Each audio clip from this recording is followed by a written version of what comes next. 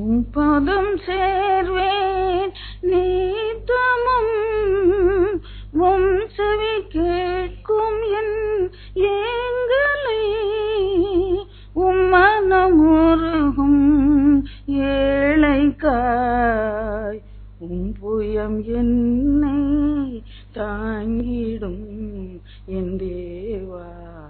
நன்றியால் நிறைந்து நான் உம்மை என்றும் துதித்திடுவேன்.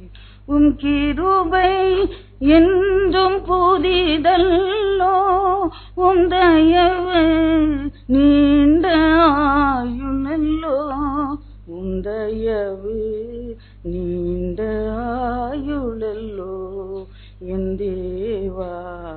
நன்றியால் நிறைந்து நான் உம்மை என்றும் துதித்திடுவேன். பேசும்படியார் கேட்கிறோம். இயேசு கிறிஸ்துவின் பரிசுத்த நாமத்திலே பிதாவே ஆமென். கண்டு கொள்வோம். நம்ம எழுத்தர் வாசிப்போம். ஏசாயா தீர்க்கதரிசன புஸ்தகம் 5ஆம் அதிகாரம் 1-2 வசனம். இப்பொழுது நான் என் நேசரிடத்தில் அவருடைய திராட்சை தோட்டத்தை குறித்து என் நேசருக்கு ஏற்ற ஒரு பாட்டை பாடுவேன். என் நேசருக்கு மகா செழிப்பான மேட்டிலே ஒரு திராட்சை தோட்டம் உண்டு.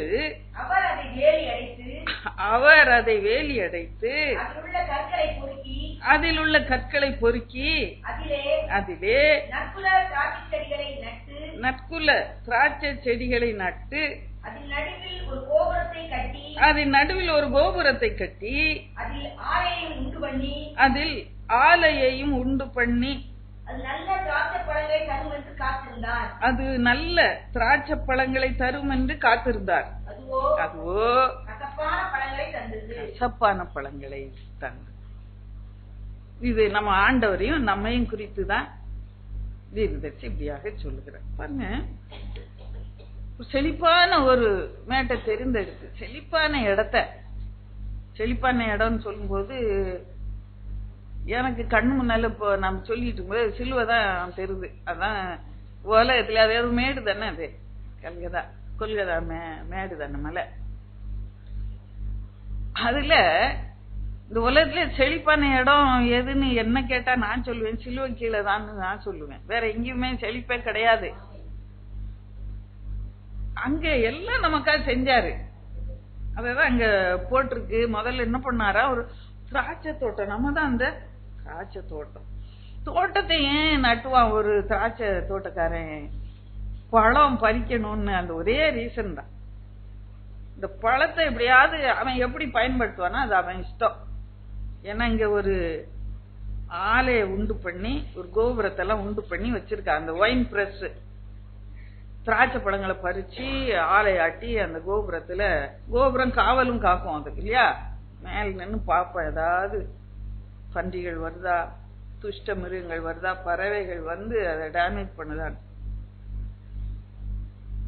அந்த பழத்தை எப்படி அவன் பயன்படுத்துவானோ அவன் இஷ்டம். முழுசா திம்பானோ அல்ல சாறை எடுத்து குடிப்பானோ அல்ல மற்றவங்களுக்கு கொடுப்பானோ வியாபாரத்துக்கு கொடுப்பானோ நமக்கு தெரியாது, அவன் இஷ்டம். ஆனா ஒரே ஒரு நோக்கம், திராட்சை தோட்டத்தை உண்டாக்கிட்டான்னா எப்படியாவது அதுல இருந்து ஒரு பயனை எடுக்கணும், நன்மையை எடுக்கணும், அதை எப்படியாவது பயன்படுத்தணும். அவன் காத்திருந்தானா, நல்ல பழம் தருவோம்னு காத்துக்கிட்டே இருந்தானா. அது என்ன பண்ணிச்சா, கசப்பான பழங்களை தந்தது என்று சொல்லி.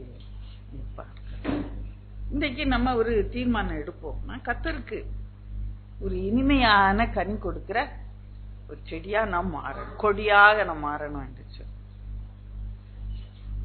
இந்த ஒரு மாசமாவே இந்த கனி கொடுக்கறத பத்தியே ஒரு செய்தியா அப்படியே வந்துட்டு இருக்கு. கர்த்தருடைய சித்தம் அப்படியா இருக்கிறது.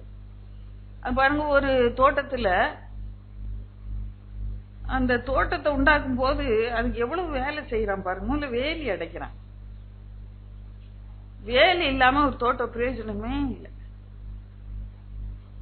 வேலி அடைக்கிறான். அப்புறம் அந்த நிலத்தை பண்படுத்துறோம். கல்லெல்லாம் இருக்குல்ல, அதெல்லாம் அப்பதான் தோட்டம் நல்லா செழிப்பா வளரும். கல்லா இருந்துச்சுன்னா வளராது. வேண்டாத காரியங்களை அகற்றி போட வேண்டியது அவசியமாயிருக்கு. கர்த்தரே அதை செய்தார். அப்புறமா என்ன பண்ண, நற்குல திராட்சை செடிகளை நட்டு நல்ல உயர்ந்த ரக, சாதாரண ஒரு செடி கனி கொடுக்க ஒரு எலுமிச்சம் கொட்டையை நீங்க போட்டா முளைக்கும். அது ஆனா கனி கொடுக்க 8 வருஷம் ஆகும் தானா முளைச்சி. ஆனா ஒட்டுக்கண்ணு வச்சீங்கன்னா உடனே நாங்க இவ்வளோண்டு ஒரு ஒட்டுக்கண்ணு வாங்கிட்டு வந்தோம் ஒரு நர்சரியில. அது வாங்கும் போதே அதுல இவ்வளவு பெரிய காய் இருந்தது. அன்னைக்கு காய்க்க ஆரம்பிச்சதுதான், அது ஆயுசு வரைக்கும் காய்ச்சிக்கிட்டே தாங்க முடியாது அவ்வளவு பழம். அப்ப நம்மள அப்படிதான் வச்சிருக்கிறாரு ஆண்டவர். நீங்க ரோமர்ல எல்லாம் பார்த்தா தெரியும். ரோமர்ல அந்த வசனங்களை எடுத்து நீங்க அப்புறமா பாருங்க, என்ன பண்ணாரா, ஒட்டி வச்சிருக்கிறாராம். நம்மெல்லாம் காட்டு செடிங்க, காட்டு திராட்சை பழம், அதை கொண்டு நல்ல செடி கிறிஸ்துவோட கூட அந்த ஒட்டி வச்சுட்டாரு.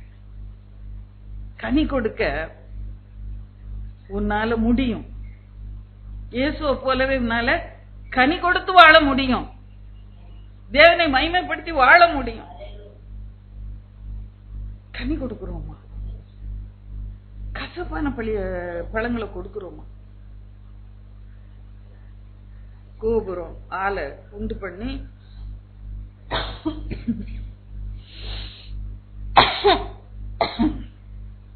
இன்னைக்கு ஒரு தீர்மானம் நம்ம எடுத்துக்கொள்ளும். முதல்ல நம்ம ஒரு ராஜாவுடைய வாழ்க்கை, எசேக்கியா உடைய வாழ்க்கையை உங்களுக்கு நான் வைக்கிறேன். இந்த எசேக்கியா ராஜா வாழ்க்கையிலிருந்து ஒரு சில காரியங்களை நம்ம கற்றுக்கொள்ள போறோம். இந்த எசேக்கியா ராஜா குறித்து அநேகரம் நீங்க பிரசங்கம் கேட்டிருப்பீங்க, நானே பேசி இருக்கிறேன். இன்றைக்கு ஆவியானவர் அதை எனக்கு காண்பிக்கும் போது அவனுடைய வாழ்க்கைய 4 பங்கா பிரிச்சு காட்டினார். இந்த ஃபர்ஸ்ட் ஸ்டேஜ் எப்படி இருந்தது அவனுடைய வாழ்க்கைன்னு சொல்லி பார்க்கும்போது 2 ராஜாக்கள் புஸ்தகம் 18ஆம் அதிகாரம்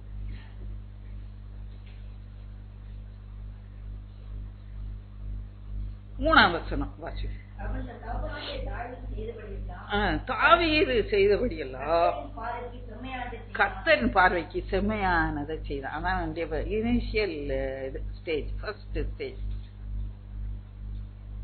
அவனுக்கு கொடுத்து பார்க்கும்போது அநேக வசனங்கள் உண்டு, உங்களுக்கு தெரியும். அந்த வசனங்கள் எல்லாம் கர்த்தருக்கு வைராக்கியமாய் வாழ்ந்தான். எசேக்கியா ராஜாவுடைய தாப்பன் பேரு யாராவது சொல்ல முடியுமா? பார்க்காம முதல்ல ஒரு சான்ஸ், அப்புறமா பார்த்து தப்பு. சரி பார்த்து சொல்லுங்க. ஆகாஷ். பாத்தீங்களா, நமக்கு வேதம் எல்லாம் தெரியும், கிழிச்சுட்டோங்கிறோம், போய் ஒண்ணும் தெரியல. பாத்தீங்களா, அந்த ஆகாஷ் ராஜா கடைசியா பண்ண காரியம் என்னன்னு சொல்லும்போது, தேவாலயத்தின் கதவுங்களை எல்லாம் பூட்டி போட்டு அதுல ஆராதனை நடக்க கூடாதபடி எல்லாத்தையும் விளக்கெல்லாம் அணைச்சு போட்டு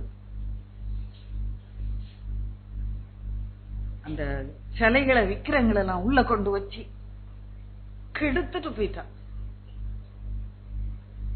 இவன் 25 வயசுல ராஜாவா வர்றான். இதான் அந்த ஃபர்ஸ்ட் ஃபேஸ் ஆஃப் லைஃப். நம்ம கனி கொடுக்கணும்னு சொல்லி தியானிச்சுட்டு இருக்கோம். முதல் ஃபேஸ், முதல் காரியம் செய்தது. நான் வசனங்களுக்கு கொடுத்து ரொம்ப டைம் ஆயிரும், அதனால நான் வேகமா சொல்லிட்டே போறேன். நீங்க இதையும் 4ஆம் வாசிச்சு பார்க்கணும். 2 4 அவனை குறித்து 29 இதையும் அதையும் அப்படி கம்பேர் பண்ணி நீங்க வாசிக்கும் போது, முதல்ல ராஜாவா வந்த உடனே செய்த முதல் காரியம் என்னன்னு சொல்லும்போது தேவாலயத்துக்கு போய் அந்த கதவை திறக்க வச்சான். கரங்களை தட்டி கத்தர மயன்பட்டால இல்லையா? திறக்க வச்சு ஆண்களை அனுப்பி அந்த உள்ள இந்த விக்கிரங்கள் அது இவ்வளவு நாள் பூட்டி கிடந்திருக்கு. அப்ப எப்படி இருந்திருக்கும்? அவ்வளவு சுத்தம் பண்ணி விளக்கெல்லாம் அணைஞ்சு கிடக்கு, எல்லாம் விளக்கி தேய்ச்சி இது பண்ணி விளக்கெல்லாம் ஏத்தி அதான் பலிபடத்தெல்லாம் வைக்க வேண்டிய இடத்துல வச்சு எல்லாம் கரெக்டா செட்டில் பண்ணி ஆராதனை ஆரம்பிச்சு விட்டான். அல்லையா? அதான் முதல்ல வைராக்கியமா இருந்தான். அப்ப அங்க கிளீன் பண்ணும் போது அங்க ஒரு வெங்கல சர்ப்பம் இருக்கு. அதுக்கு ஆண்டவர் தூபம் காட்டும் போது அதுக்கும் ஒரு தூபம் காட்டி காட்டி காட்டி காட்டி இவ்வளவு நாள் இருந்திருக்கிறாங்க. அது என்ன வெங்கல சர்ப்பம்னா மோசேயால வனாந்தரத்துல செய்யப்பட்டு கர்த்தர் சொன்னதுதான். வனாந்தரத்துல உயர்த்தப்பட்ட அந்த சர்ப்பம் அதையும் தூக்கிக்கிட்டே வந்திருக்காங்க 40 வருஷம். வெளியே நம்ம அந்த ட்ரெடிஷனல பாரம்பரியமா சில காரியங்களை செய்துகிட்டே இருக்கிறோம். செய்யணுமா? செய்யலாமா? ஏன் செய்யணும்? பயம். அதை நிறுத்திட்டு எங்க ஆண்டவர் அடிச்சிருவானோ. நான் அதான் நினைச்சேன். இது ஏன் அந்த தூபம் காட்டிக்கிட்டே இருந்தாங்கன்னா அது அன்னைக்கு லைஃப் சேவ் பண்ணிச்சு இல்ல, நம்மளை காப்பாத்துச்சு இல்ல, தூக்கி போட்ட ஆண்டவர் கோவப்பட்டுருவாரோ என்னமோன்ட்டு வச்சுக்கிட்டே இருந்தேன். இவன் வந்தான் அந்த சர்ப்பத்தை எடுத்து உடைச்சு போட்டான். ஏன்னா அது வரைக்கும் தூபம் காட்டிக்கிட்டே இருந்தாங்க.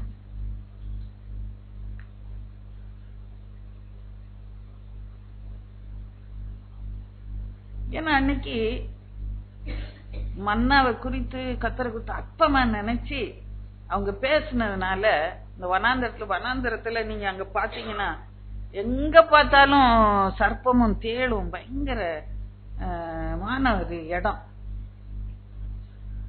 அதுல வேற ஒரு இடத்துலயும் சர்ப்பம் அவங்களை கடிச்சதுன்னு சொல்லவே இல்லை. 6 லட்சம் பேர் போறாங்க, ஒரு நாளும் ஒரு சர்ப்பமாவது ஒரு தேளாது அவங்கள கடிக்கவே இல்லை. இந்த மன்னாவை என்னைக்கு அவங்க அற்பமா சொல்லி இந்த மன்னா வேண்டாம் வெறுப்பா இருக்குது சொன்ன அன்னைக்கு அந்த சர்ப்பம் கடிச்சதுன்னு பாக்குறோம். அதுக்கு அடையாளமாக கர்த்தர் அந்த சர்ப்பத்தை செஞ்சு வச்சார். அங்கேயா தூக்கி போட்டுட்டு வந்திருக்கணும் இல்லையா? அவங்க சுமந்துகிட்டே பயம் எங்க திரும்ப அந்த சர்ப்பம் வந்தோம்னா அதை வச்சு தூபம் காட்டிக்கிட்டே வந்தோம். உடைச்சி நொறுக்கி தூள் தூளா அதுக்கு ஒரு பேர் வேற வச்சுட்டாங்க. நெகுஸ்தான் ஒரு பேரை வச்சு நெகுஸ்தான் கடவுள் பாருங்க வைராக்கியமா கத்தருக்கு வாழ்ந்தான். அப்படி இப்படி பேருக்கு இல்ல, சரி இருந்துட்டு போட்டு அது என்ன பண்ணுன்னு இல்ல, வைராக்கியமா வாழ்ந்து ஆராதனை எல்லாம் செய்து அப்புறமா பஸ்கா கொண்டாடுறாங்க. எல்லாம் கொண்டாடு. அதான் அந்த first phase of his like kingdom. நல்ல பழம் தான் தந்துச்சு இந்த கனி. அதான் ஆண்டவர் சொல்கிறாரு, நீங்கள் கனி கொடுக்கும் பிடிக்கும், அந்த கனி உங்களிலே நிலைத்திருக்கும் பிடிக்கும், நான் உங்களை ஏற்படுத்தினேன். இன்னைக்கு அநேக காரியங்களை நம்ம செய்யலாம், கத்தருக்கு செய்யலாம். நிலைச்சிருக்கிறோமா? கத்தருக்குள்ள வளருகிறோமா? கத்தருக்குள்ள இன்னும் வேர் கொள்ளுகிறோமா? இல்ல ஆதியில இருந்த அன்பை விட்டுறோமா? சற்று நம்ம ஆராய்ந்து பார்க்க வேண்டிய சூழ்நிலை. பாருங்க, அது மாத்திரம் இல்ல, அந்த பஸ்கா கொண்டாடும் போது நீங்க வீட்டுல போய் வாசிச்சு பாருங்க. நான் ரெஃபரன்ஸ் சொன்னா ரொம்ப லேட் ஆகும் எடுத்து வாசிக்கவும் நான் சொல்லுவோம். இங்க யூதா ஜனங்கள் தானே இருக்கிறாங்க எருசலேம்ல. இவன் கைக்குள்ள பென்யமீன் யூதா. இஸ்ரேல் ஜனங்கள்லாம் வழி விலகி போயிட்டாங்களே. எப்ராஹிம் இல்ல, மனாசே இல்ல, செபுலோன் இல்ல, நப்தலி இல்ல, ஒருத்தரும் கிடையாது. அவங்களுக்கெல்லாம் நிருபங்களை அவன் அனுப்புறான். நீங்க வாங்க, நாங்க பண்டிகை கொண்டாட போறோம். அந்த ரொம்ப அழகா இருக்கு அந்த வசனங்கள். வீட்டுல போய் இந்த பகுதியெல்லாம் வாசிச்சு பாருங்க டைம் இருந்தா.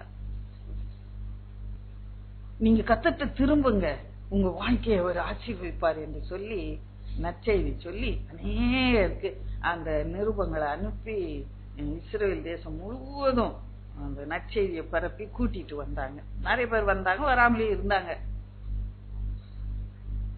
ஆனா கர்த்தருடைய வார்த்தைய அப்படியாக அவன் அனுப்புகிறான். உங்களுக்கு ஒரு நற்செய்தி உண்டு, நீங்க விழுந்துட்டீங்களா, உங்களுக்கு ஒரு நம்பிக்கை உண்டு.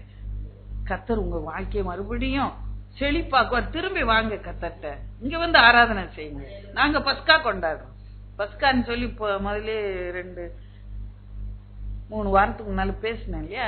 பஸ்கான்னு போது நம்ம ரட்சிப்பை புதுப்பித்துக் கொள்கிறது. ஆட்டுக்குட்டி அடிச்சு அந்த ரத்தத்தை தெளிச்சு அதை நினைவு கூர்ந்து, நான் விடுதலையான நாளை நினைவு கூர்ந்து கொண்டாடுகிற பண்டிகை, ரட்சிப்பின் பண்டிகை.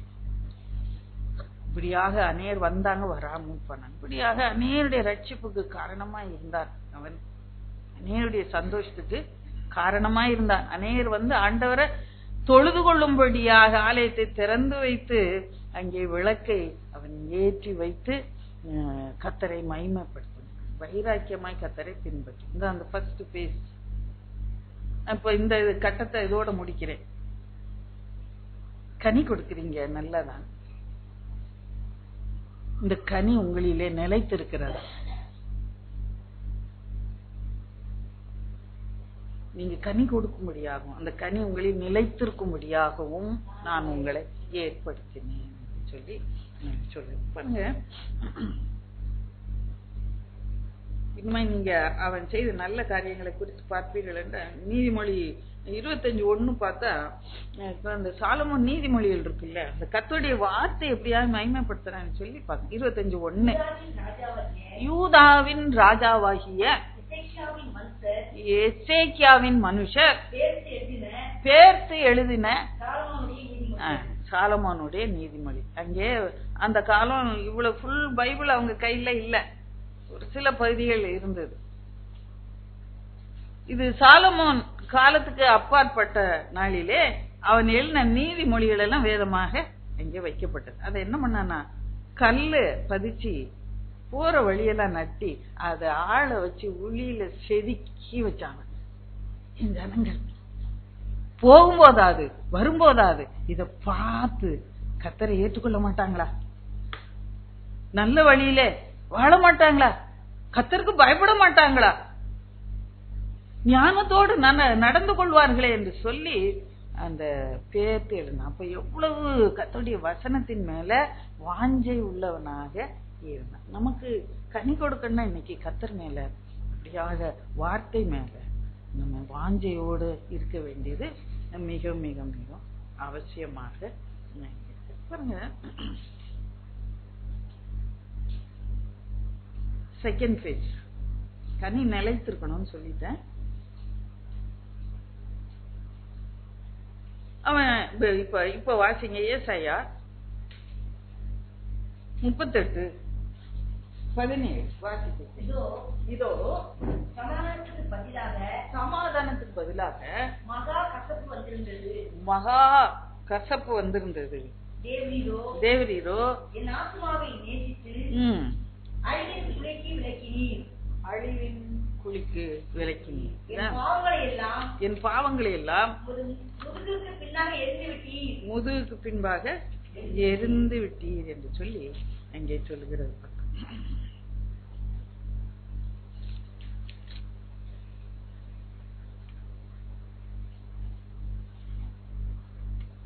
அவன் இங்க பார்க்கும்போது அவன் எதையோ சில காரியங்களை எதிர்பார்த்து மனதுல வச்சிருந்தான். நம்ம எதிர்பார்க்கிறோம் இல்லையா, கர்த்தரே அந்த திராட்சை தோட்டத்தை நாட்டிட்டு நல்ல பழம் தரும்னு எதிர்பார்த்து காத்திருந்தார். நான் என்ன எதிர்பார்க்கிறேன், நான் ஆண்டவர் பிள்ளை தானே. அவனுக்கு வந்த உபத்திரத்துல அப்படியாக கூக்குரல் இருக்கு. நான் தான் பைபிள் வாசிக்கிறேனே, நான் தான் நாட்டுக்கு நல்லதெல்லாம் பண்றேனே, எனக்கு ஏன் இந்த கஷ்டம் வந்தேன். நான் சமாதானத்தை எதிர்பார்த்திருந்தேன், என்ன வந்துச்சு? கசப்பு வந்துட்டு என்று சொல்லி அவன் சலித்து கொள்கிறத பார்க்க. நான் யாருக்கும் எதுவும் கெடுதல் செய்தேன் இல்ல. இந்த பாடல்ல எழுதி வைக்கிறான். அப்படியாக அவன் சொல்லி அழுகிறான், கத்தரை பார்த்து அழுகிறான். அழும்போது கத்தர் அவன் வியாதியிலிருந்து அவனுக்கு சுகத்தை கொடுத்து 15 ஆண்டுகளையும் கூட்டி கொடுத்தான். இந்த இடத்துல ஒரு காரியத்தை நான் வைக்க விரும்புறேன். நீ கத்தரை என்னத்துக்கு பின்பற்றோம்? ஏதாவது பர்சனல் பெனிஃபிட்டுக்காக, உலகப்பிரமான ஆதாயத்துக்காக பின்பற்றுவோமா? இங்க உள்ள பார்க்கும்போது உண்மையான ஒரு கிறிஸ்தவன் தான் வாழ்ந்தான். ஆனாலும் அவனுக்குள்ள ஒரு எதிர்பார்ப்பு, சமாதானம் என் வாழ்க்கையில இருக்கும் என்று நினைச்சு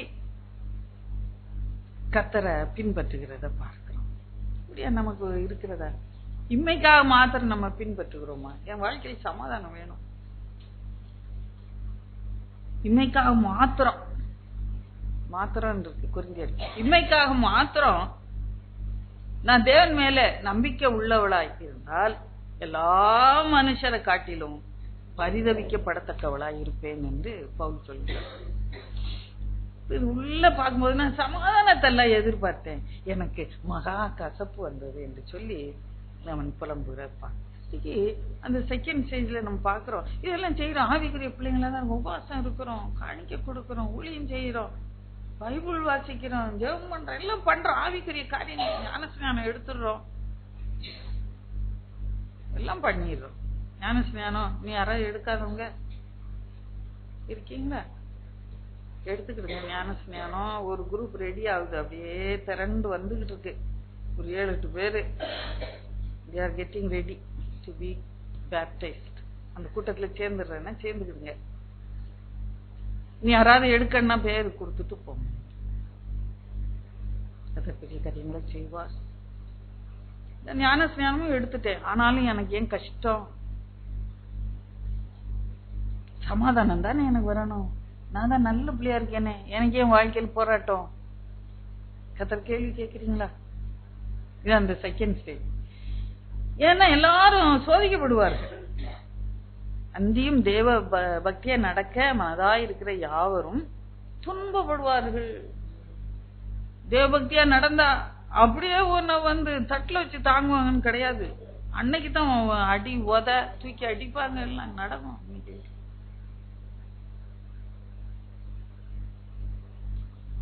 இது பண்ண அது வியாபாரம். இது வியாபாரம் அல்ல. என்ன வந்தாலும் நம்புவேன், ஏன் இயேசு நான். யார் கைவிட்டாலும் எனது மீட்பர். அதுதான் பரிசுத்தவான்களுடைய அனுபவமாய் இருக்கு. நல்லா செஞ்ச, எல்லாம் நல்லா செஞ்ச. நான் ஆதியில இருந்த அன்பு இல்லையே உன்ட்ட. கசப்பான பழங்களை தந்துட்டு பிரியா, இன்னைக்கு கத்தருக்கு முற்றிலுமா ஒப்பு கொடு. கத்தரத விரும்பி கேட்க பாருங்க. நான் அவனுக்குள்ள இருந்த காரியங்களை பார்த்தா ஆச்சரியமாக இருக்கும். அவன் வியாதி வந்த போது அந்த அவன் என்ன மனசுல இருந்துன்னு தெரியல, ஆனா அவன் சொத்தப்பட்டு பிழைச்ச போது ஒரு பாட்டை எழுதி வச்சான். ராத்திரி எல்லாம் தூக்கம் வராது அவனுக்கு அந்த வியாதி இருக்கும்போது. அப்போ விடிய காலம் வரைக்கும் நினைச்சுக்கிட்டே இருந்தான், இன்னைக்கு நொறுக்கிடுவான், இன்னைக்கு தான் நான் க்ளோஸ் ஆயிடுவேன் போல, செத்துறேன் போல, அது சிங்கம் போல என் எலும்புல எல்லாம் நொறுக்குவார், இந்த இரவுக்குள்ளே என்னை முடிவடைய பண்ணுவீர் என்று சொல்லி நமுட்டை போல தகைவிலான் குருவியை போல கூவினேன், புறாவை போல் புலம்பினேன், என் கண்கள் உயரப்பாக அந்த உபத்திரத்திலையும் கத்தரையை தான் பார்த்துக்கிட்டு இருக்கிறான். பூத்து போயினேன், ஆண்டவரே கத்தாய் நான் ஒடுங்கி போறேன், என் காரியத்தை மேற்போட்டுக்கொள்ளணும். அப்படியா அழகா அவன் ஜெபிக்கிறான். அந்த ஜெபம் கேட்டுதான் ஆண்டவர் வந்து ஆயுச கூட்டி கொடுத்தாரு. பாருங்க,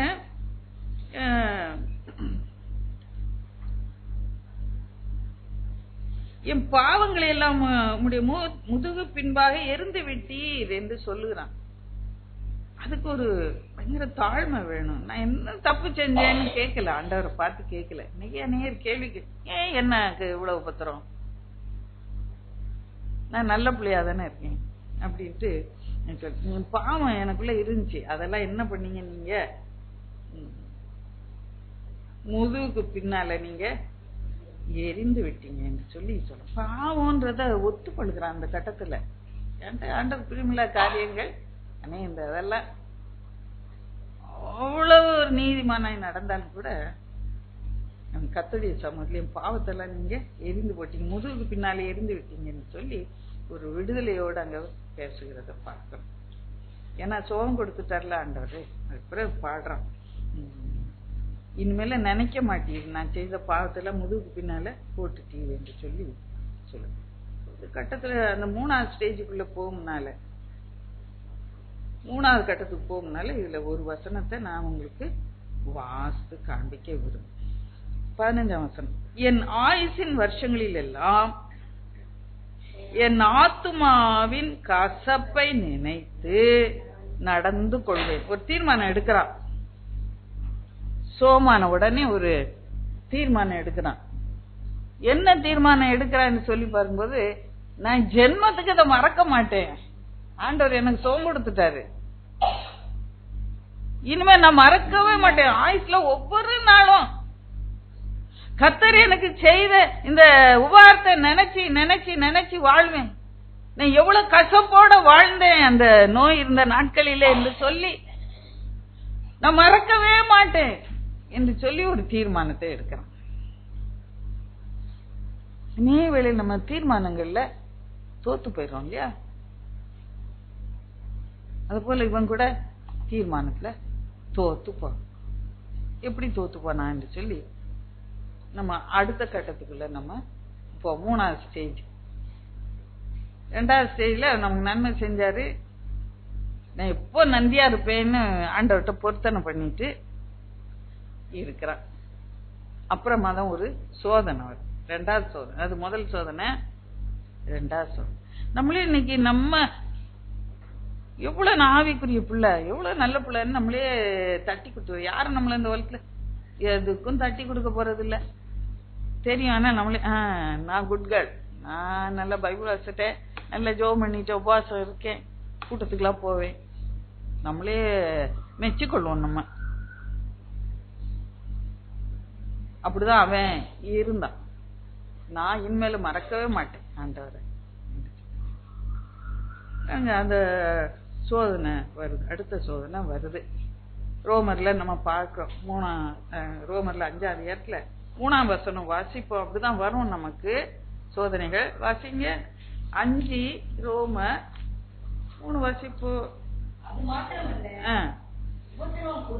உபத்திரவம் பொறுமையையும், பொறுமை பரீட்சையும், பரீட்சை நம்பிக்கை உண்டாக்குறது என்று நாங்கள் அறிந்திருக்கிறோம் என்று சொல்லி அங்கே சொல்லுகிறத பாருங்க. உபத்திரங்களில மேன்மை பாராட்டு. உபத்திரம் வரும்போது, உபத்திரத்தின் வழியா கடந்து போகும்போது ஆண்டவருடைய பிள்ளைகளுக்கு என்ன குணம் வரும்? பொறுமை. அந்த பொறுமையா இருக்கும். ரொம்ப கண்ட்ரோல் பண்ணிட்டு உபத்திரத்துல நம்ம பின்வாங்கிட கூடாது. ஆண்டவரை இன்னும் நெருங்கிச்சு, இன்னும் ஆண்டவருக்கு பிரியமா வாழணும்னு ஒரு தீர்மானம் எடுக்கிறோம். பொறுமையா தான் இருக்கிறீங்க. அந்த பொறுமையை ஆண்டவர் என்ன பண்ணுவாரு? டெஸ்ட் பண்ணி பார்ப்பார். பொறுமையா இருக்கும்போது அந்த பொறுமை சோதிக்கப்படும். நீ பொறுமையாகவே இருக்கிறாயா, பொறுமையாகவே இருந்து கொண்டே இருப்பாயான்னு ஒரு சின்ன சோதனை. அப்படிதான் எசேக்கியா ராஜாவுக்கு சோதனை வந்துச்சு. ஒரு சோதனையில ஜெயிச்ச, பொறுமையா இருந்தான். அந்த வியாதி நேரத்துல பொறுமையா இருந்து அப்புறமா இன்னொரு சோதனை வந்துச்சு.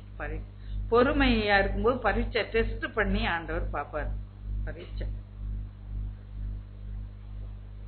பரீட்சையிலும் ஜெயிக்கும் போதுதான் நம்பிக்கை உண்டாகும். அந்த அடுத்த ஸ்டேஜுக்கு அவன் போல, நம்பிக்கை ஸ்டேஜுக்கு அவன் போல, அந்த பரீட்சையிலே அவன் தோற்று போய். எப்படி என்று சொல்லி பார்க்கும்போது ஏசாயா 39 ஒண்ணு. மூணாவது ஸ்டேஜுக்கு வந்துட்டோம். அக்காலத்திலே பலாதானின் குமாரனாகிய பலாதான் என்னும் பாபிலோனின் ராஜா எசேக்கியா வியாதிப்பட்டிருந்து ஆரோக்கியமானதை கேள்விப்பட்டு அவனிடத்துக்கு நிருபங்களையும் வெகுமானங்களையும் அவன் என்ன பண்ணானா என்று சொல்லி பாபிலோன் தேசத்துல இருந்து வர்றாங்க. அதான் அவனுக்கு வந்த சோதனை. அதுல விழுந்து போனான். 2வது வசனம் நிறுத்திக்கங்க. அவளை கண்டு என்ன பண்ணானா ஒரே சந்தோஷமாயிடுச்சு அவனுக்கு. விருந்தாள் வந்தவுடனே தலைகால் புரியாம ஒரே சந்தோஷம். புருஷசாலைக்கு கூட்டு போனான். அதெல்லாம் யார் தந்தா அவனுக்கு இந்த புருஷசாலையில? உனக்கு கொடுத்த ஆசீர்வாதம் எல்லாம் யாரு கொடுத்தா? சேர்த்து சேர்த்து சேர்த்து வச்சிருக்காங்க. அதெல்லாம் யாருக்கு காட்டினா? சத்துரு, பாபிலோன். அவங்களுக்கும் உங்களுக்கும் ஒரு ஐக்கியம் வேண்டான்னு ஆண்டவர் சொல்லி இருக்கிறாரு. அவங்க எப்படினாலும் உங்க இருதயத்தை வலிவு போக பண்ணிடுவாங்க. உங்களால அவங்கள இழுக்க முடியல, நீங்க அவங்க இழுக்கும்போது விழுந்துருவீங்க. அப்படிதான் இன்னைக்கு நடக்கு. உலகம் நம்மளை இழுக்கும்போது நம்ம அதுக்குள்ள போய் விழுந்துரும்.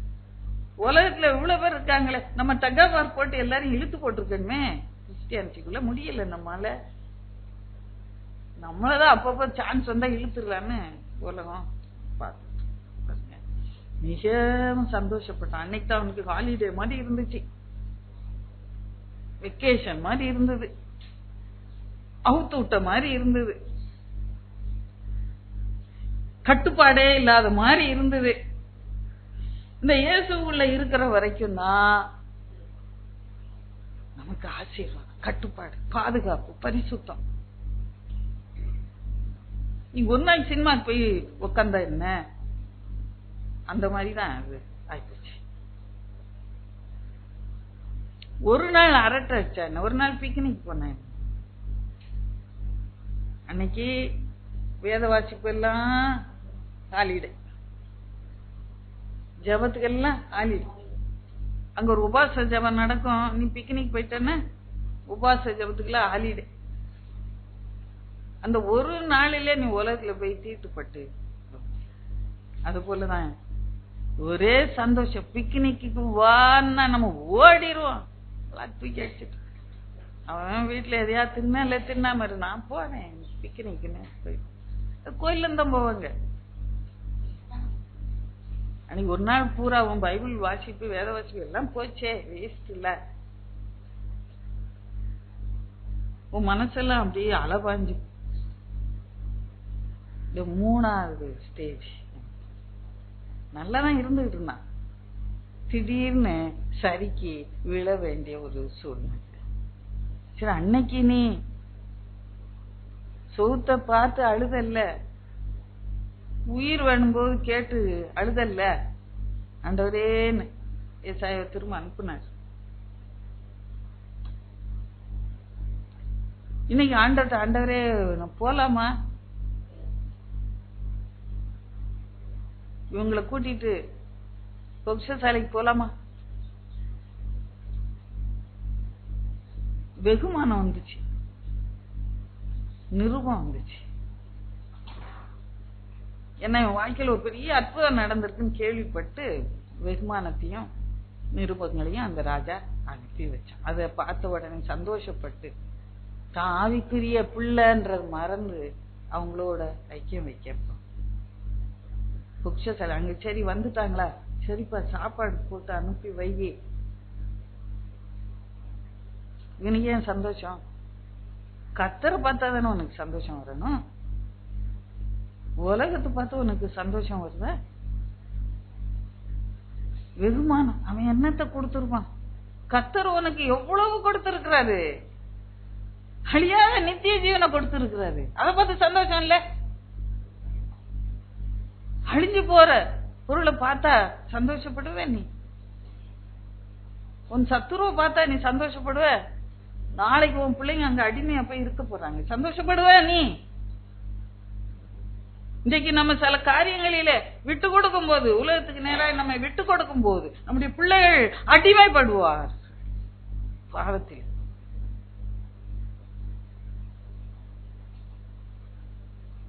ஜாக்கிரதையாய் நம்ம செய்யப்படுறது அந்த கடினப்பட்ட ஒரு ஏறு.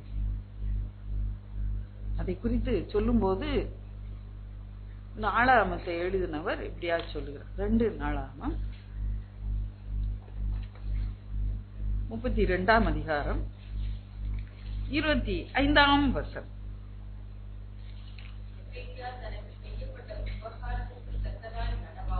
எசேக்கியா தனக்கு செய்யப்பட்ட உபகாரத்துக்கு தக்கதாக நடவாமல் மனமேட்டிமையானான்.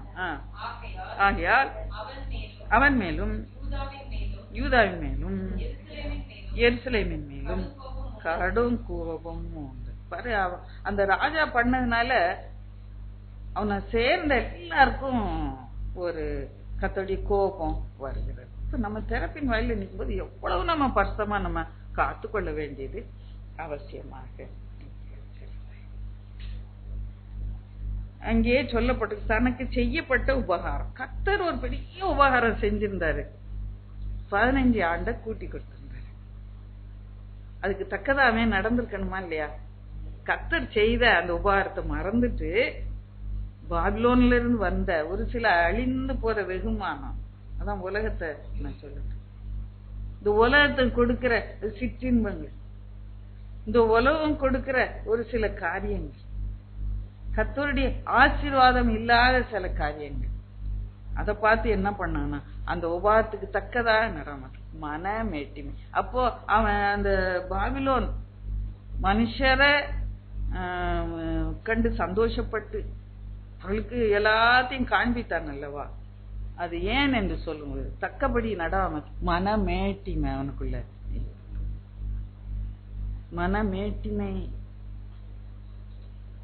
அதான் அந்த அடுத்த கட்டத்துல அந்த மனமேட்டிமை. இவ்வளவு நீ ஆவிக்குரிய பிள்ளையா இருந்தாலும், ஜெபிக்கிற பிள்ளையா இருந்தாலும், கர்த்தர் நீ கூப்பிட்ட உடனே உனக்கு உபகாரம் செய்து ஆயுச கூட்டி கொடுத்தாலும் கூட உள்ள ஒரு மேட்டிமை. அதான் அந்த கடைசி ஸ்டேஜ். அந்த வடிகட்டி அந்த கசப்புகள் எல்லாம், பாவத்தின் கசப்புகள் எல்லாம் வடிகட்டி வெளியே ஒண்ணுமே தெரியாது.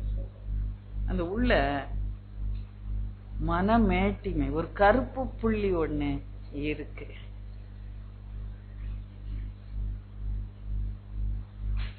எப்படி கனி வரும்? கசப்பான பழங்கள், கசப்பான பழங்களை கொடுக்கிறவர்களாக. ஒருவேளை இன்னைக்கு சொல்லப்படுற செய்தி உங்களுக்கு கொஞ்சம் கசப்பா இருக்கலாம்.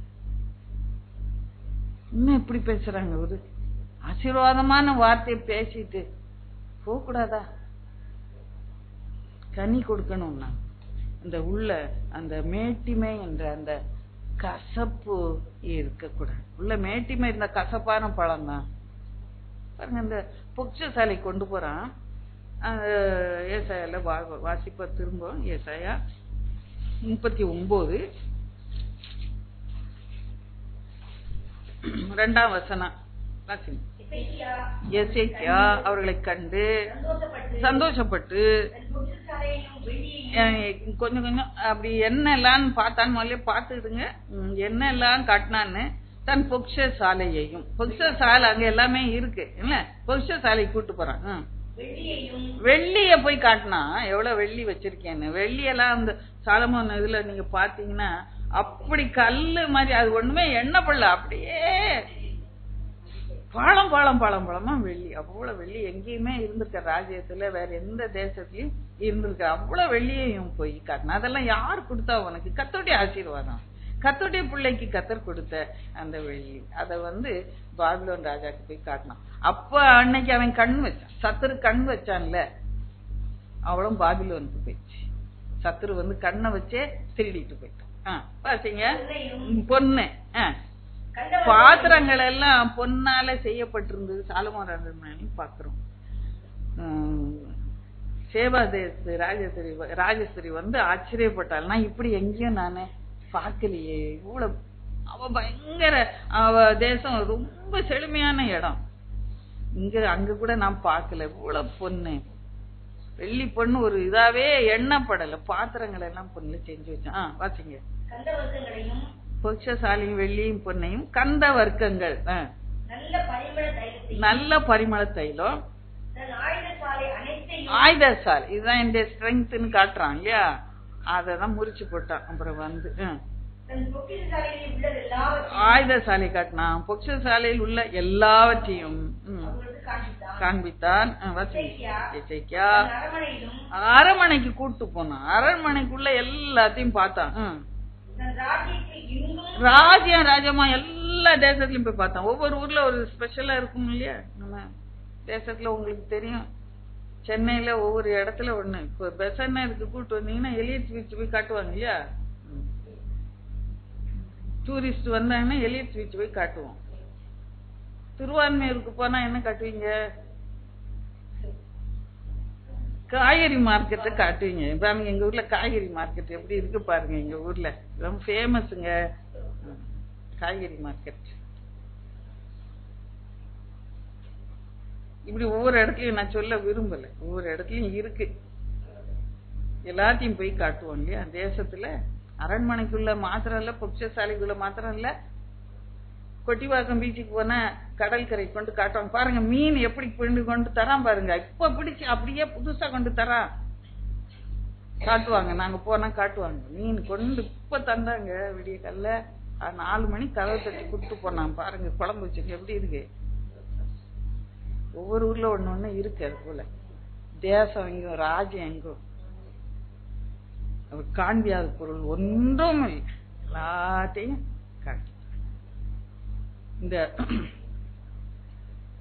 கந்த வர்க்கம் நல்ல பரிமள தைலம், அது மட்டும் கொஞ்சம் கூட கொஞ்சம் ஹைலைட் பண்ணி காண்பிக்க நான் விரும்புகிறேன். யாத்திராமத்தின் புஸ்தகத்துல 30ஆம் அதிகாரம் எடுத்துக்கொள்ளுங்க.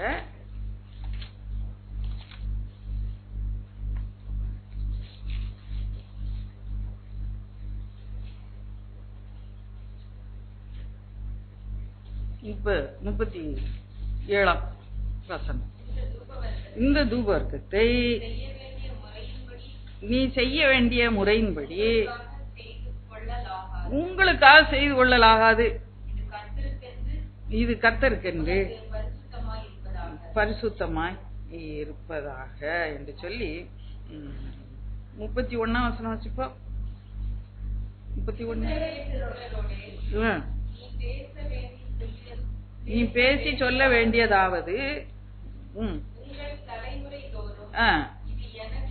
இது எனக்குரிய பரிசுத்த அபிஷேக தைலமாய் இருக்க வேண்டும். 32 இது மனிதருடைய சரீரத்திலே வார்க்கப்படலாகாது,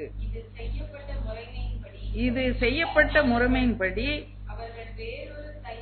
வேறொரு தைலத்தை செய்யவும் கூடாது. இது பரிசுத்தமானது,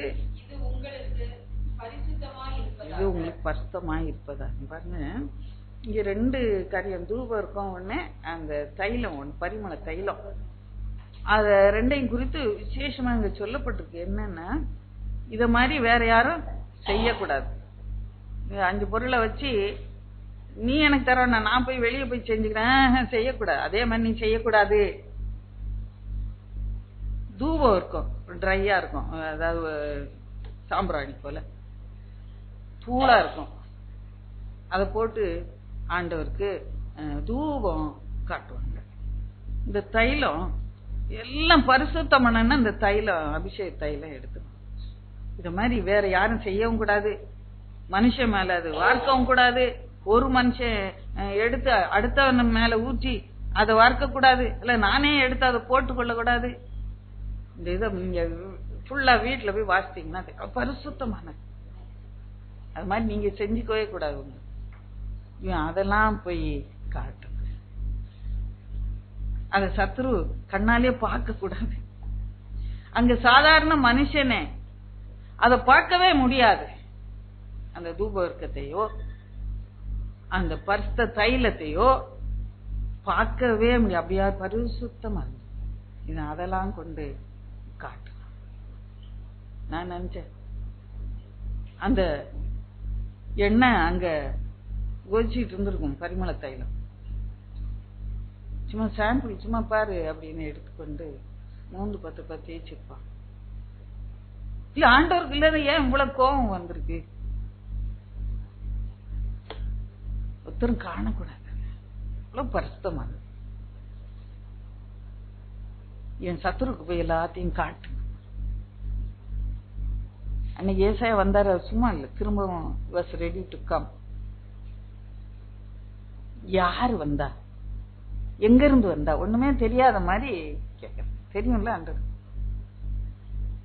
யாரு வந்தா, எங்க இருந்தாங்க? தூர பாபிலோன் தேசம், தூர இடத்துல இருந்து என்ன பார்க்க வந்தாங்க.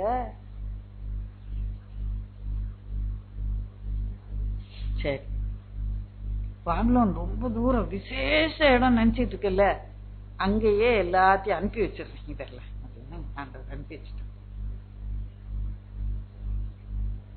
அதுக்கு பிறகு பரிமள தைலம் அங்க செய்யப்பட்டுச்சா? தூபார்க்கம் செய்யப்பட்டுச்சா? கர்த்தருடைய ஆராதனை அங்க செய்ய முடிஞ்சிச்சா? தேவனுடைய ஜனங்க எல்லாத்தையும் உடைச்சு, தேவாலயத்தையும் உடைச்சு. ஒரு பரிதாபமான, ஏன் இந்த உலகத்தோட கொஞ்சம் உறவு இருந்தது. இன்னைக்கு ஒரு நாள் தான் ஆண்டவரே அவங்களெல்லாம் சுத்தி பார்த்துட்டு அப்புறம் வந்து நான் நல்ல பிள்ளையா பைபிள் வாசிச்சுட்டு இருப்பேன்.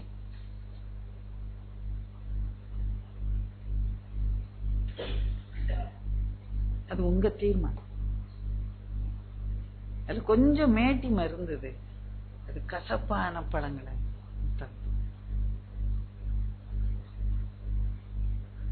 சற்று நம்ம ஆராய்ந்து.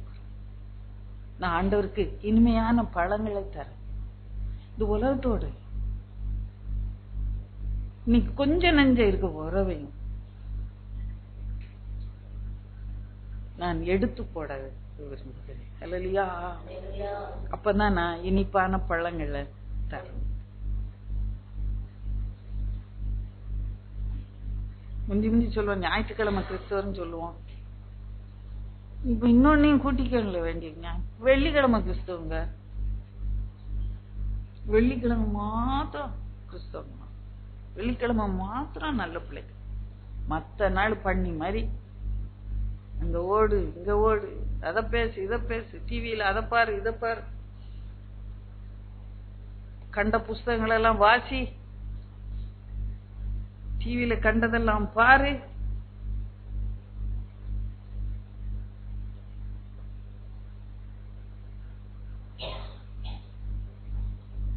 நான் சொல்லுவது ஒருவேளை கடினமா இருக்கு. உலகத்தோட சேரவே கூடாதோ?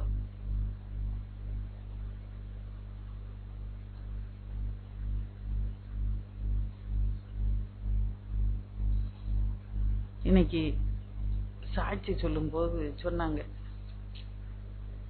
ஒரு குடும்பம் அந்த இதுகிட்ட இருக்கிறதுனால அவங்க வாழ்க்கையில போராட்டம் என்று சொன்னாங்க. எப்படி பக்கத்துல இருந்தாலும் எவ்வளவு போராட்டம் வருது பாருங்க. இப்ப அதுக்குள்ள நம்ம போனோம்னா எப்படி? இன்றைக்கு உங்க நினைவுல நீங்க கண் கொடுங்க கர்த்தருக்கு, உங்க செய்கையில கண் கொடுங்க, உங்க உறவுகளில ஆண்டவருக்கு இனிப்பான பழங்களை. யாரோட உங்க உறவு இருக்கு? 1 கொரிந்தியர் 1:9 வாசிப்போம். 1 கொரிந்தியர் 1:9. தம்முடைய குமாரனும் நம்முடைய கர்த்தருமாய் இருக்கிற இயேசு கிறிஸ்துவுடனே ஐக்கியமாய் இருப்பதற்கு உங்களை அழைத்த தேவன் உண்மையுள்ள. அல்லேலூயா. இன்னைக்கு யாரோட உறவு வைக்க? பாபிலோனோடு உறவு வைக்க ஆசையா? உங்களுக்காக ரத்தத்தை சிந்தி ஜீவன் மீட்ட அந்த இயேசுவோடு, தேவனுடைய குமாரனோடு உறவு வைக்க உங்களுக்கு ஆசையா?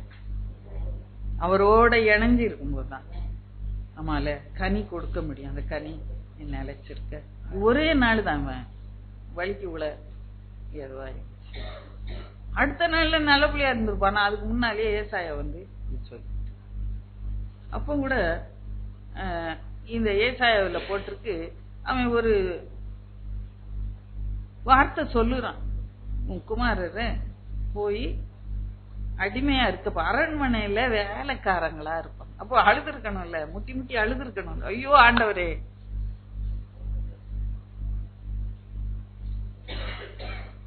ஏன் நல்ல சமாதானம் திறப்பின் வாயில நிக்க அதுக்கு ஒரு தகுதி வேணும். பிள்ளைங்களுக்காக ஜெபம் பண்ணதான் வந்திருக்கோம் மெயினா, இல்ல குடும்பத்துக்காக ஜெபம் பண்ணதான் வந்திருக்கோம். இனிமே நான் எனக்கு ஒண்ணு ஏதாவது நான் கேட்க எனக்கு எதுவும் இருக்கா? எல்லாமே தந்துட்டாரு எனக்கு. இனிமே அடுத்த ஜெனரேஷன், அதுக்கு அடுத்த ஜெனரேஷன், அதுக்கு அடுத்த ஜெனரேஷன், அதுக்கும் அடுத்த ஜெனரேஷன் நல்லா இருக்கணும். தலைமுறை தலைமுறையா நாங்க நல்லா இருக்கணும். அப்படிங்கும் போது நான் பாரம் இல்லாம இருந்தேன்னா, பிள்ளைங்களுக்கு குறித்து பாரம் இருக்கா? நல்லபடியா செட்டில் ஆகணும் பிள்ளைங்களாம். பிள்ளைங்க வாழ்க்கையில் நல்லது நடக்கணும்.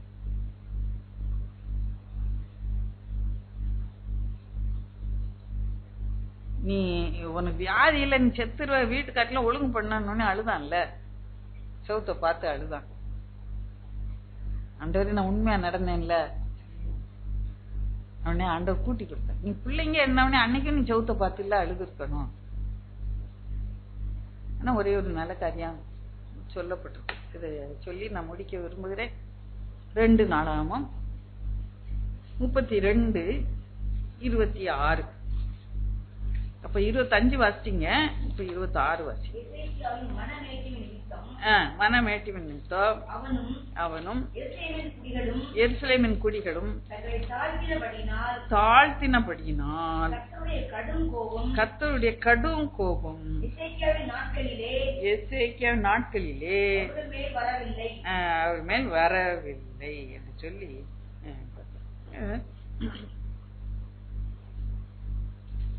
கர்த்தருடைய கோபம் வர இருந்தது. ஆனா உடனே என்ன பண்ணிட்டான், அவன் சொன்னானே ஒழிய எல்லார் மேலயும், அதாவது அவன் மனமேட்டுமை நிமித்தம் எல்லாருக்கும் எருசலேம் குடி மேல வந்துச்சு, யூதா மேல வந்துச்சு, யூதாவின் மேல எருசலேம் மேல கடும் கோபம் மூண்டுச்சு. அப்போ அவங்க தாழ்த்தி உபவாசம் இருக்கிறாங்க. அதான் அந்த கடைசி 4வது ஸ்டேஜ். ஃபர்ஸ்ட் ஸ்டேஜ் புரிஞ்சுக்கிட்டீங்களா? அவன் நல்ல வைராக்கியமா கத்திருக்கேன்னு வாழ்ந்தது. அதை நினைச்சுக்கிட்டே இந்த கிறிஸ்தான உடைச்சு போட்டான்ல, ஃபர்ஸ்ட் ஸ்டேஜ் இல்லையா? அவனை போல யாரும் கத்தர் மேல நம்ம அதான் ஃபர்ஸ்ட் ஸ்டேஜ். 2வது ஸ்டேஜ் என்ன சொன்னேன், இந்த வியாதி வந்த உடனே வாழ்க்கையில கஷ்டப்பட்டு. 3வது ஸ்டேஜ் இந்த பொக்ஷசாலையை திறந்து காட்டினது, பின்மாற்றம். 4வது ஸ்டேஜ் கத்தர் கோபமா இருக்கிற அந்த நேரம் கான்வர்சேஷன் மாதிரி ஏசாயிட்ட சொல்லிட்டான், ஏன் நாள்ல சமாதானம். அப்புறமா அவன் அத திரும்ப சொன்னத யோசிச்சு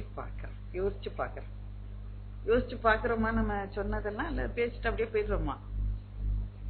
கர்த்தருக்கு விரோதமா பேசும்போது, செயல்படும் போது, சிந்திக்கும் போது திரும்ப யோசிச்சு பாக்குறோமா, நான் செஞ்சது தப்பா சரியா? அவன் யோசிச்சு பார்க்க, தன்னை ஆராய்ஞ்சு பாக்குறான். அந்த 4th ஸ்டேஜ்.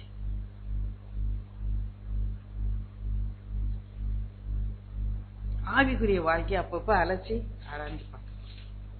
அப்ப ஏதாவது ஆண்டவர் பிரியம் இல்லாதது ஒரு சிக்கல் உள்ள இருந்துச்சுன்னா, பிரச்சனை இருந்துச்சுன்னா, அழுக்கு இருந்தது, என்ன பண்ணும்? தாழ்த்தி கர்த்தருடைய சமூகத்துல வரும்போது மறுபடியும் அத அந்த தாழ்த்தினபடினாலே கடும் கோபம் எசேக்கியா நாட்களில் அவருக்கு மேல் வரவில்லை.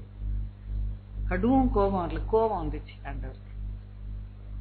கடும் கோபம்னா யாரும் நிக்க முடியாது இல்லையா? கர்த்தர் கடும் கோபம் கொண்டார், கோபப்பட்டார், சிரிக்கிறார்.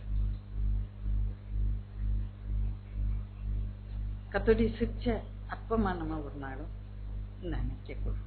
கர்த்தருடைய எந்த ஸ்டேஜ்ல நம்ம இருந்தாலும் இன்னைக்கு கர்த்தரோட சேர்ந்து கொள்ள கர்த்தர் அன்போடு அழைக்கிறார். நான் அவரோட இணைந்து கொண்டு அவர் எதிர்பார்த்துக்கிட்டே இருக்க. இந்த பிள்ளைக்காக என்ன கல்வாரி மேட்ல எவ்வளவு பாடுபடுற ரத்தத்தை சிந்தனும், இது என்னடா நான் கசப்பான பழங்களை கொடுத்துக்கிட்டே இருக்கேன்னு சொல்றேன். இல்ல ஆண்டவரே, நம்மோடு நிலைத்திருந்தேன், நான் நல்ல பழங்களை கொடுப்பேன், தித்திப்பான பழங்களை கொடுப்பேன். அந்த பொக்ஷசாலையை காட்டினான்ல, அதை குறித்து அவன் பொக்ஷசாலையில என்னெல்லாம் இருந்துச்சுன்னு ஒரு ரொம்ப இன்ட்ரெஸ்டிங் ஒரு verse. 2:32-27 எசேக்கியாவுக்கு மிகுதியான ஐஸ்வர்யமும் கனமும் உண்டாயிருந்தது.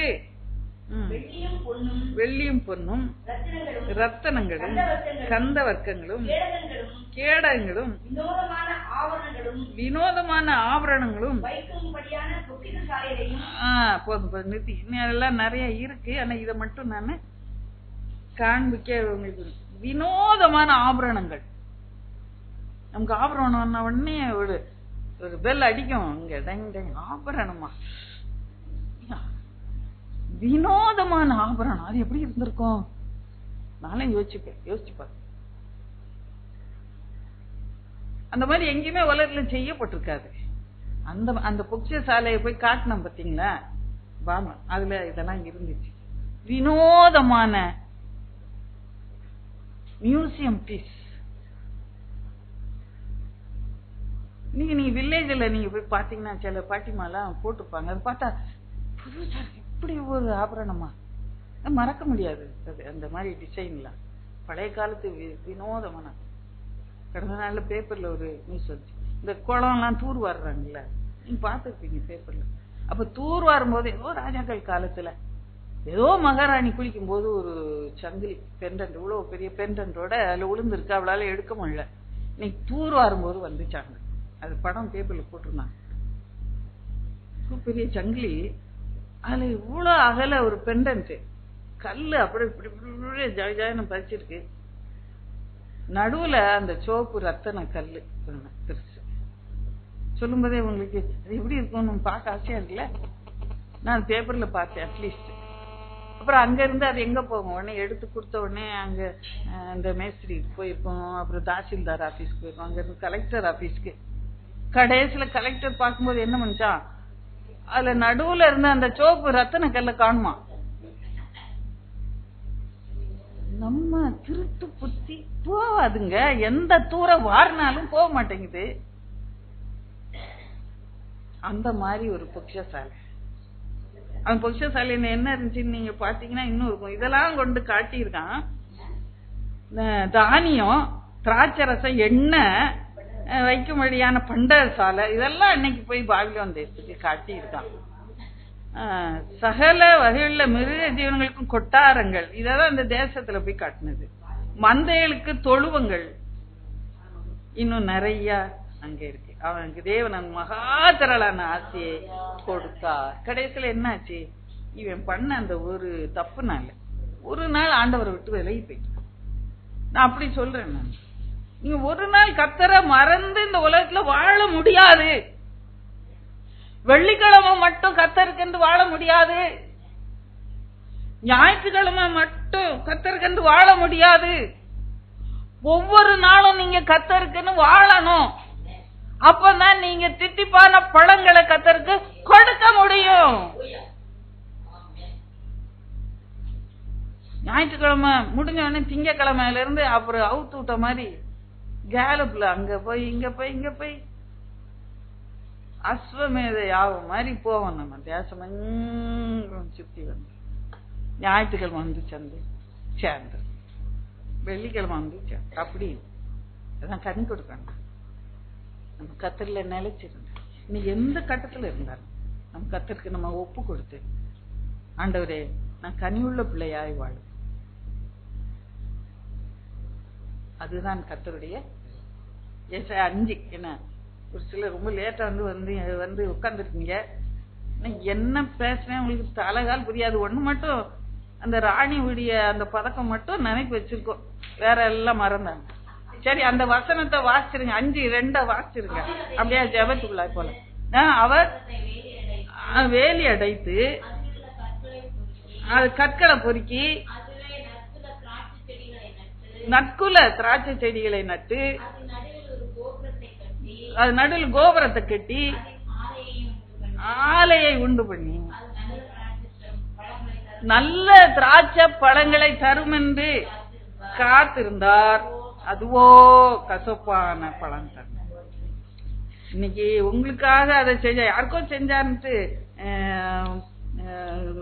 உட்கார்ந்துட்டு இருக்காங்க. இது உனக்கு தாங்க, உனக்கு அந்த மேட்ல, கல்வாரி மேட்ல எல்லாம் செஞ்சு முடிச்சா. கடைகள் எல்லாம் நீக்கி உன்னை பரலோகத்துக்கு நேரா வழி நடத்த உன்னை ஏற்படுத்தி இருக்கிறார். தித்திப்பான பழம் தருவியா நீ கத்தற்கென்று? தித்திப்பான பழங்களை தருவோமா? ஆமேன் சத்தமா சொல்லுங்க. ஆமேன். கத்தர் உங்களை ஆசீர்வதிப்பார். கரங்களை